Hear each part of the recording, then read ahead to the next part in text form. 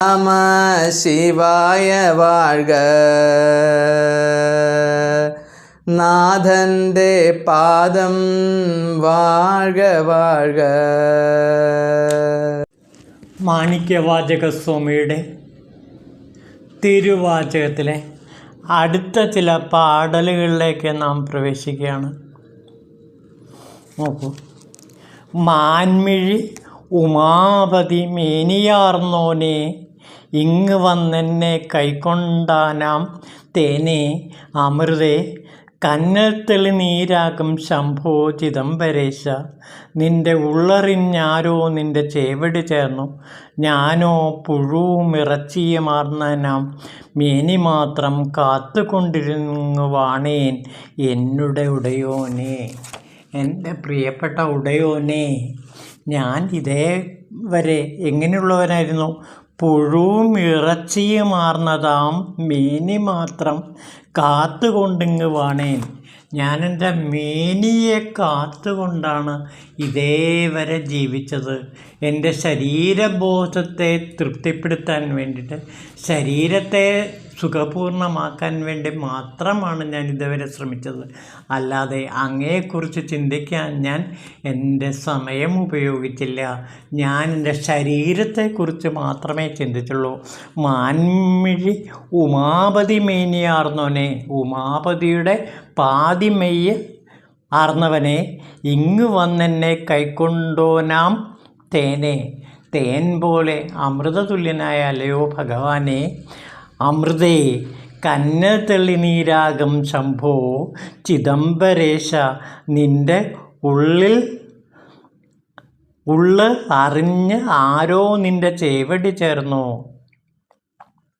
നിൻ്റെ ഉള്ളറിഞ്ഞ മഹാന്മാർ നിൻ്റെ ചേവടിയിൽ അഭയം പ്രാപിച്ചു. അതായത് അപൂർവം ചിലർക്ക് നിൻ്റെ ഉള്ളറിയാൻ കഴിഞ്ഞു. അങ്ങനെ ഭഗവാന്റെ ഉള്ളറിയാൻ കഴിഞ്ഞവർക്ക് ഭഗവാന്റെ ചേവടിയിൽ എത്തിച്ചേരാനും കഴിഞ്ഞു. ഞാനാകട്ടെ പുഴുവും ഇറച്ചിയുമാർന്നതാം മേനിയെ മാത്രം ചിന്തിച്ചുകൊണ്ട് ശരീരബോധത്തോടെ മാത്രം ജീവിക്കുകയാണുണ്ടായത്. എന്തൊരു മഹാദയനീയ അവസ്ഥയാണ് എൻ്റേതെന്ന് നോക്കൂ. ചിലർ അങ്ങയുടെ ഉള്ളറിഞ്ഞു. അങ്ങനെ ഭഗവാന്റെ ഉള്ളറിഞ്ഞവർക്ക് ഭഗവാനിൽ ലയിച്ചു ചേരാൻ കഴിഞ്ഞു. ഞാനാകട്ടെ ഒരിക്കലും അങ്ങയുടെ ഉള്ളറിയാനോ അല്ലെങ്കിൽ അങ്ങയെക്കുറിച്ച് ഓർക്കാനോ ശ്രമിച്ചതേയില്ല. ശരീരത്തെക്കുറിച്ച്, എൻ്റെ ശരീരത്തെക്കുറിച്ച് മാത്രമേ ഞാൻ ചിന്തിച്ചുള്ളൂ. അതുകൊണ്ട് അങ്ങയോട് അടുക്കാൻ, അങ്ങയെക്കുറിച്ച് ചിന്തിക്കാൻ, അങ്ങയെക്കുറിച്ച് വിചാരിക്കാൻ എനിക്കൊരിക്കലും സാധിച്ചിട്ടില്ല. എൻ്റെ പാഴ് ജന്മത്തെക്കുറിച്ച് എനിക്കിന്നും ദുഃഖം തോന്നുന്നു. അങ്ങയെ കണ്ടുമുട്ടുന്നതിന് മുമ്പ് അങ്ങയെക്കുറിച്ച് ഞാൻ ചിന്തിച്ചിട്ടേയില്ല. അതുകൊണ്ട് അതേവരെയുള്ള എൻ്റെ ജീവിതം പാഴ് ജീവിതമായി തീർന്നു. ഉടയാൻ നിന്നെ ചിന്തിച്ച് അലിഞ്ഞിടുന്നോരാം കൂറുള്ളോർ മാത്രം നിൻ്റെ പാദം ചേർന്നത് കണ്ടു. ഊരിലെ നായ്ക്കും കീഴായുള്ളോർ ഏകാന്ത ദുഃഖിതനായി കല്ലൊത്ത മനസ്സാർന്നിട്ട് കഴിഞ്ഞേ ഞാൻ നാറ്റമാർന്നതാം പുഴുക്കൂടാകും മേനി ചുമന്നിങ്ങിരിക്കുന്ന വിധി എനിക്ക് ഏകേതന്തേ. ഈ നിസാരമായ ജീവിതം, നാറ്റമാർന്നതാം പുഴുക്കൂടാകും മേനി, അങ്ങേറ്റം ജീർണിച്ച, അങ്ങേറ്റം അശുഭപൂർണമായ ഈ ശരീരം, പുഴുക്കൾ നിറഞ്ഞ, പുഴുക്കളുടെ കൂടായ ഈ മേനി ചുമന്നിരിക്കുന്ന വിധി അങ്ങ് എനിക്കെന്തിന് തന്നു എന്നാണ് ചോദിക്കുന്നത്. അപ്പോൾ അങ്ങയെ ദർശിക്കുന്നതിന് മുമ്പ്, അങ്ങയെ സാക്ഷാത്കരിക്കുന്നതിന് മുമ്പ് പുഴുക്കൂടായ എൻ്റെ നാറ്റമാർന്ന ഈ ശരീരത്തെക്കുറിച്ച് മാത്രമേ ഞാൻ ചിന്തിച്ചിരുന്നുള്ളൂ.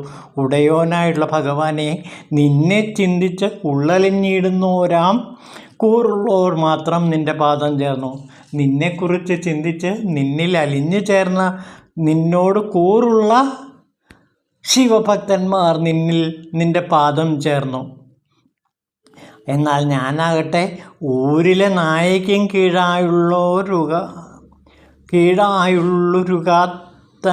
ഉള്ളുരുകാത്തോനായി കല്ലൊത്ത മനസ്സാന്നിട്ട് ഞാനിവിടെ കഴിഞ്ഞേൻ. ഊരിലെ നായയ്ക്കും കീഴിൽ സാധാരണ തെരുവ് നായയ്ക്ക് തുല്യമായ ഒരു ജീവിതമാണ് ഞാൻ നയിച്ചത്. പിന്നെയോ ഉള്ളുരുകാത്തവനാണ് ഞാൻ. എൻ്റെ മനസ്സ് കല്ലുപോലെ കട്ടിയുള്ളതാണ്. ഒരിക്കലും എൻ്റെ ഉള്ള് നിനക്ക് വേണ്ടി ഉരുകിയിരുന്നില്ല.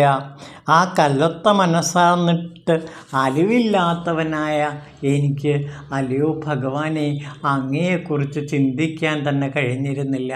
അങ്ങനെ പോയി എൻ്റെ ജീവിതം മുഴുവനല്ല, ആദ്യകാല ജീവിതം. അങ്ങനെ എൻ്റെ ആദ്യകാല ജീവിതം നിന്നെക്കുറിച്ച് ചിന്തിക്കാതെ പാഴായിപ്പോയല്ലോ എന്നാണ് പറയുന്നത്. ഇതാണ് ഒരു സാധാരണ മനുഷ്യൻ്റെ ജീവിതത്തിലും സംഭവിക്കുന്നത്. അയാൾ ശരീരത്തെക്കുറിച്ച് മാത്രമേ ചിന്തിക്കുന്നുള്ളൂ, ഭൗതിക സുഖഭോഗങ്ങളെക്കുറിച്ച് മാത്രമേ ചിന്തിക്കുന്നുള്ളൂ. അതുകൊണ്ട് അയാൾക്ക് ശിവജീവിതം, ശിവനുമായി ബന്ധപ്പെട്ട ഒരു ആത്മീയ ജീവിതത്തെക്കുറിച്ച് ചിന്തിക്കാൻ ഒരിക്കലും കഴിയുന്നില്ല. അങ്ങനെ തെരുവ് നായയെപ്പോലെ നിസ്സാരമായ ഒരു ജീവിതം നയിക്കുന്നവരാണ് ഈ ലോകത്തുള്ള ജനങ്ങളിൽ ഭൂരിഭാഗവും. വളരെ കുറച്ചു പേർ മാത്രമേ ശിവൻ്റെ ഉള്ളറിയുന്നുള്ളൂ. അങ്ങനെ ഉള്ളറിഞ്ഞവർ, ഭഗവാന്റെ ഉള്ളറിഞ്ഞവർ ആ ശിവൻ്റെ പാദങ്ങളെ അഭയം പ്രാപിക്കുകയും ചെയ്യും. ഇത് പ്രകൃതി നിയമം കൂടിയാണ്. ഇവിടെ ഭഗവത്ഗീതയിൽ പറയുന്നുണ്ട്. നമുക്ക് ആ ഭാഗം കൊണ്ടൊന്ന് നോക്കാം. അതിൻ്റെ മലയാളാർത്ഥത്തിലേക്ക് എടുക്കാം. ഭൗതികങ്ങളായ എല്ലാ കാര്യകാരണങ്ങൾക്കും ഹേതു പ്രകൃതിയാണെന്നും ഈ ലോകത്തിൽ വിവിധ ദുഃഖങ്ങൾക്ക് ഹേതു ജീവസത്തയാണെന്നും പറയപ്പെടുന്നു. ഇതാണ് ഭഗവത്ഗീതയിൽ ഭഗവാൻ പറയുന്നത്. ജീവികൾക്ക് ദേഹേന്ദ്രിയാദികളിലുള്ള വൈവിധ്യത്തിന് കാരണം ഭൗതിക പ്രകൃതിയാണ്. വിഭിന്നാകൃതിയിലുള്ള 84 ലക്ഷം ജീവികൾ ഈ ഭൂമിയിലുണ്ടെന്നാണ് പറയുന്നത്. പ്രപഞ്ചത്തിൽ പ്രകൃതി സൃഷ്ടികളാണ് ഇവയെല്ലാം. ഓരോ തരത്തിലുള്ള ശരീരത്തിൽ ജീവിക്കണമെന്നിച്ഛിക്കുന്ന ജീവാത്മാവിൻ്റെ വ്യത്യസ്ത ഭോഗക്രിയകളിൽ നിന്ന് അവ ഉടൽകൊള്ളുന്നു. വിവിധ ശരീരങ്ങളിൽ ഇരുന്നു കൊണ്ട് നാനാവിധങ്ങളായ സുഖദുഃഖങ്ങൾ അനുഭവിക്കുകയും ചെയ്യുന്നു. ഈ ഭൗതിക സുഖാദികൾക്കും കാരണം ശരീരമാണ്. ആത്മാവല്ല. ജീവാത്മാവിൻ്റെ സ്വാഭാവിക അവസ്ഥയിൽ അതിന് ആനന്ദമനുഭവിക്കാമെന്നതിന് സംശയമില്ല. അതുകൊണ്ട് അതാണ് അതിൻ്റെ യഥാർത്ഥ അവസ്ഥ. ഭൗതിക പ്രകൃതിയെ കീഴടക്കാൻ ആഗ്രഹിച്ചതുകൊണ്ടാണ് ജീവാത്മാക്കൾ ഭൗതിക ലോകത്തിൽ വരുന്നത്. ആധ്യാത്മിക ലോകത്തിൽ അങ്ങനെയൊന്നില്ല. വിശുദ്ധമാണത്.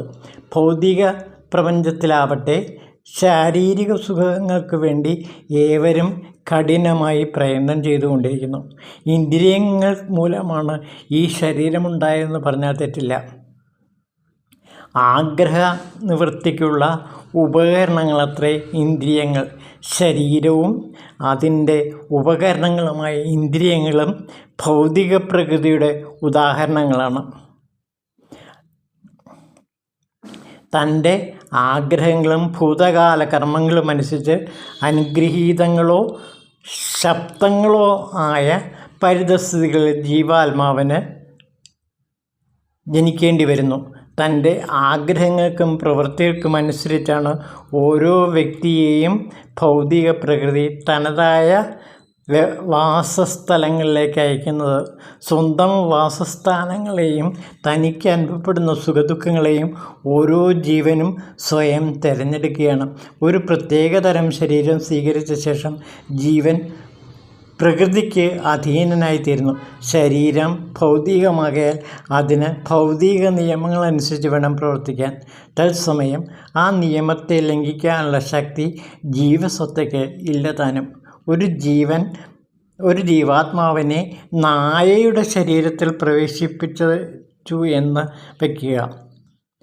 ഉടനെ ജീവൻ നായയെപ്പോലെ പ്രവർത്തിച്ചു തുടങ്ങും. അതിന് മറ്റൊരു വിധത്തിൽ പ്രവർത്തിക്കാനാവില്ല.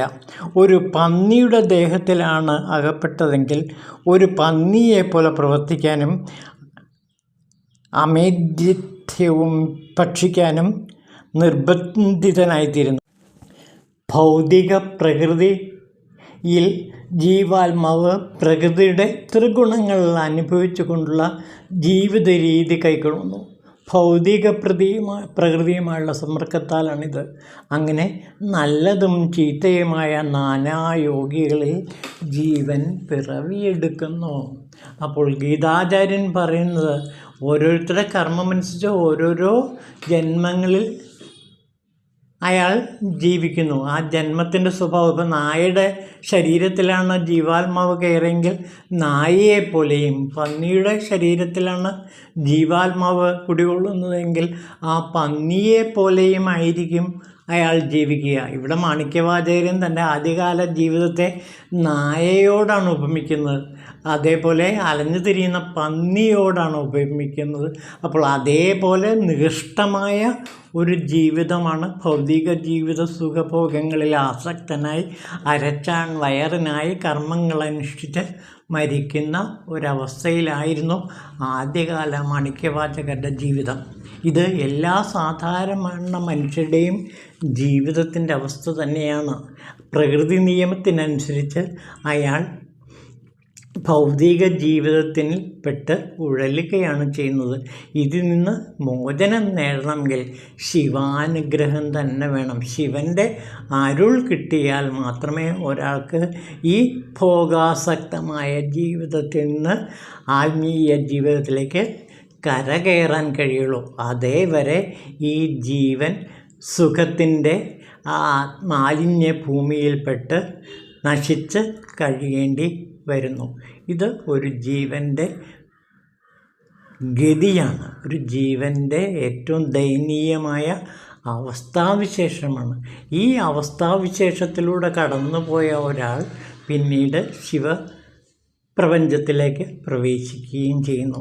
അപ്പോൾ ഒരു സാധാരണ മനുഷ്യൻ്റെ ജീവിതത്തിൻ്റെ ആദ്യകാല അവസ്ഥ, അതായത് ശരീരത്തെ മാത്രം മാനിച്ചുകൊണ്ട് ജീവിക്കുന്ന ഒരവസ്ഥ, പക്ഷേ ശിവാനുഗ്രഹത്താൽ അയാൾ ആത്മീയ ജീവിതത്തിലേക്ക് ഉയർന്നു പറക്കുന്ന കാഴ്ചയും നാം കാണുന്നു.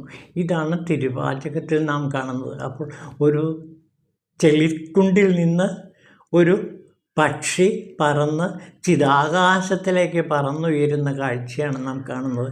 കഴിഞ്ഞകാല ജീവിതം എത്ര നികൃഷ്ടമാണെങ്കിലും പിന്നീട് ശിവസായുജ്യത്തിന് വേണ്ടി വെമ്പൽ കൊള്ളുന്ന ഒരു മനസ്സിൻ്റെ തീവ്രമായ ഭക്തിഭാവമാണ് നാം ഇവിടെ ആസ്വദിക്കുന്നത്.